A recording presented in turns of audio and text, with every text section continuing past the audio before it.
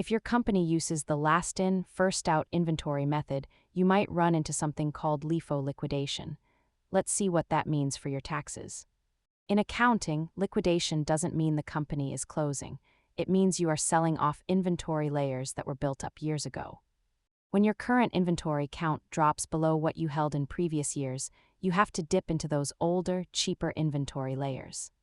Because those old items were cheaper to buy, selling them makes your profit look much larger, leading to a surprise tax bill. Unlike first-in, first-out accounting, which moves with current market prices, LIFO liquidation forces you to recognize gains you deferred years ago. As this chart shows, a sudden liquidation event can cause a massive, temporary spike in taxable income, which can really hurt your cash flow. The best way to manage this is to monitor your inventory levels closely at the end of the year to avoid accidental liquidations.